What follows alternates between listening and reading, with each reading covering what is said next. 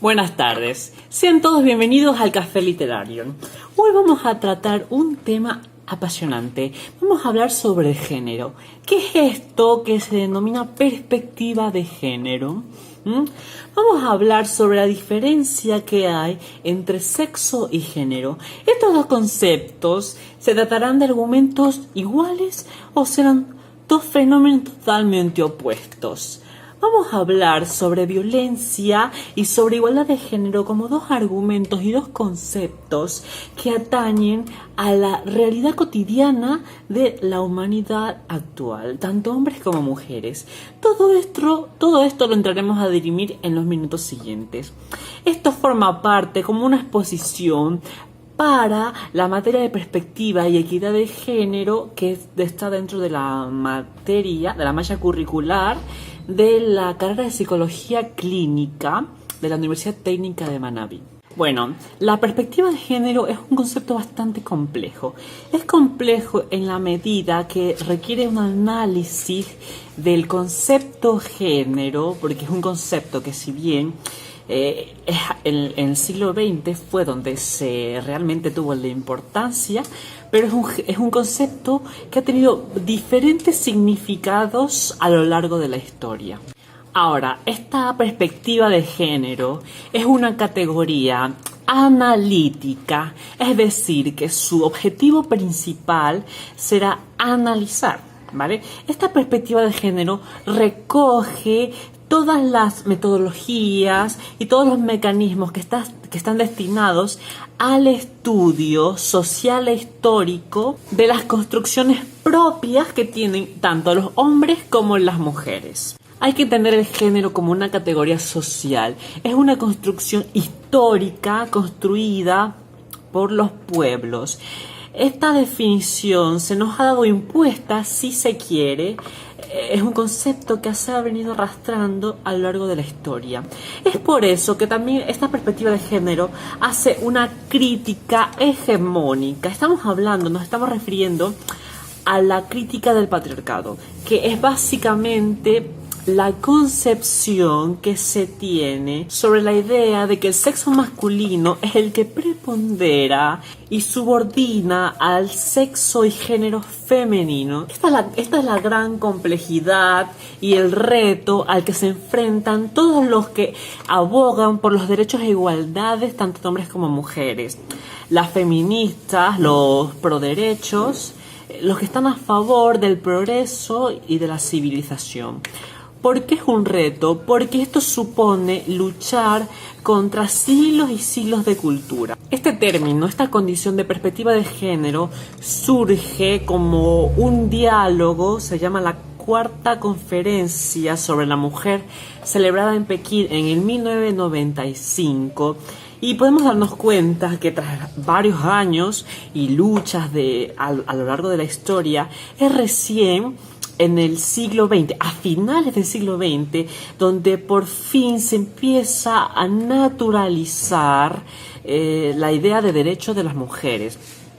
Si hacemos un recorrido histórico, nos vamos al siglo XVIII, en la Revolución Francesa, y presenciábamos la muerte de la revolucionaria Olympia de Gauss, cuando fue guillotinada por declarar o publicar la Declaración de los Derechos de las Mujeres y las Ciudadanas en una Francia que no concebía derechos para las mujeres, en una Francia que estaba dividida, una Francia que era progresista, donde el progreso se veía venir pero solo para la parte masculina de la población. Es curioso como por ejemplo a mediados del siglo XX, en el 49, cuando Simone de Beauvoir publica su libro El segundo sexo, esta idea todavía recién empieza a cuajarse más bien.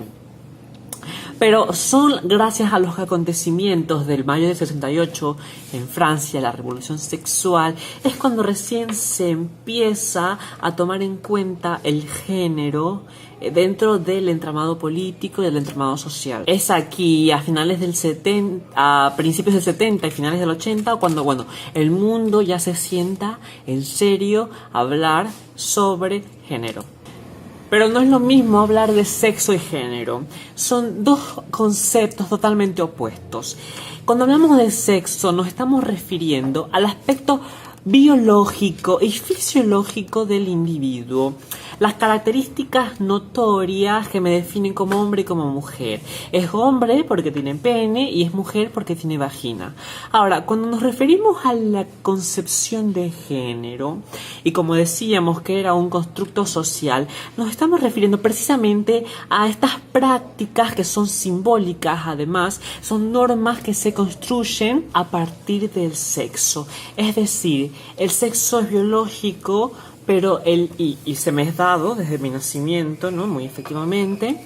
Y el género, en cambio, se me es impuesto por una sociedad en la que nací, que me dice que si soy hombre, mi comportamiento va a ser de tal o cual manera, y si soy mujer, va a ser de la manera en que se deberían comportar mujeres y hombres. Entonces, desde esta perspectiva, se evidencia efectivamente una disparidad entre estos dos géneros, masculino y femenino. Es por esto que se aboga hacia la igualdad de género. Y este es otro tema también complicado, porque ¿cómo se pretende buscar igualdad dentro de la diferencia? Si hablamos de mujer y hombre, es evidente que ambos tienen aptitudes y capacidades diferentes. Entonces, ¿cómo se busca igualdad dentro de estos dos aspectos totalmente opuestos? Rescatando la esencia de lo que nos define como seres humanos. Entonces, ¿cuál es esta esencia que nos define tanto a hombres como a mujeres? A mí me gusta explicar esto con las palabras de George Carlin. Él dice esta frase, cito: el hombre es de la tierra, la mujer es de la tierra y convive con ello. Hace una comparación entre hombres y mujeres. Utilizando esta comparación, si se quiere, podemos decir que si las mujeres y los hombres están hechos del mismo producto, tomando de referencia la frase de George Carlin, ¿por qué hacer una diferencia entre lo que me corresponde como hombre y lo que le corresponde a una mujer? ¿Por qué los derechos que yo debería tener siendo del sexo masculino no los podría tener ese otro sector del mundo que se define como sexo y género femenino? Entonces esto implica un análisis bastante profundo sobre mi sentido de pertenencia con la otredad, y esto sin duda nos lleva a buscar un mejor porvenir, donde todos y todas, a pesar de nuestras diferencias, tengamos los mismos derechos y seamos reconocidos de igual manera dentro del entramado social. Que ni el pene me haga tener más derechos y que la vagina me los niegue.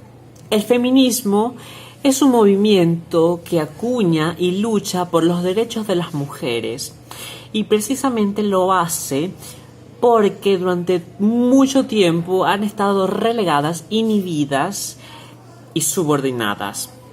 Dentro de lo que es el glosario feminista, para comprender los fundamentos del género, encontré 3 conceptos que me gustaría compartir acá. El primero es lo que es el androcentrismo. El androcentrismo es una perspectiva global que se tiene, una perspectiva falocéntrica si se quiere, donde el rol del hombre o el sexo del hombre es el que predomina. Por eso siempre se habló de derechos para hombres. El hombre siempre fue el que votaba, el que discutía sobre política, arte, historia, filosofía, y las mujeres siempre estuvieron desplazadas de todas estas cuestiones.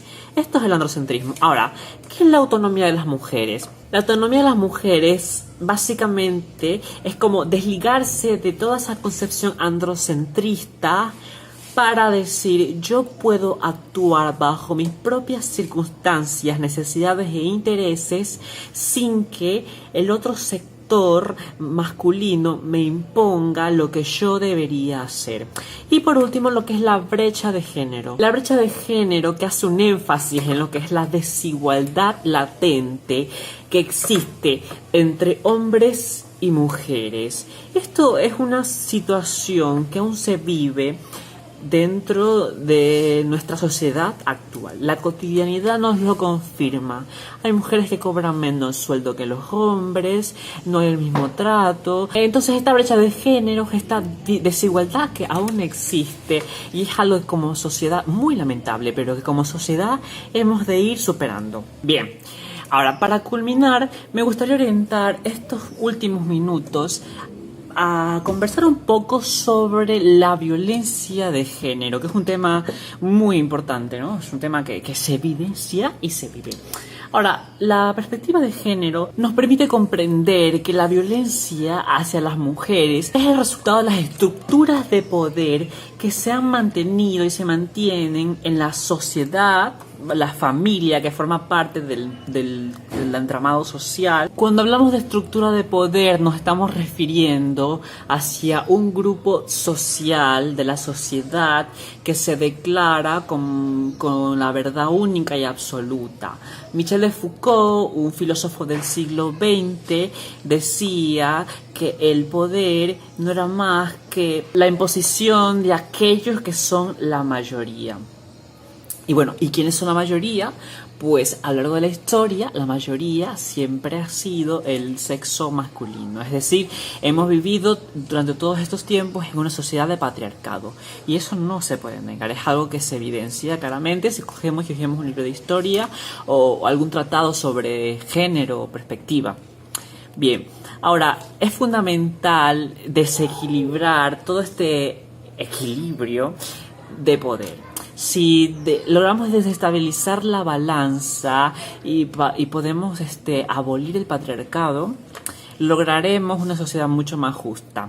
Porque hay que recordar una cosa, la violencia no solamente es un maltrato físico verbal, eso se estructura dentro de lo que se conoce como violencia directa. Pero también existe lo que se conoce como violencia estructural y por último violencia cultural, según el autor Johan Galtung, a quien cito. La violencia estructural hace referencia al sentido de explotación y dominación de las mujeres. Y la violencia cultural hace referencia a cualquier acto que se produzca y que justifique la violencia contra las mujeres. El no respetar los derechos es un acto de violencia, aunque yo no le esté pegando físicamente, la estoy agrediendo porque es algo que le corresponde y yo al quitárselo estoy violentando contra su integridad. Estos tipos de violencia se ejemplifican, por ejemplo, en las adversidades de las mujeres inmigrantes o las mujeres discapacitadas.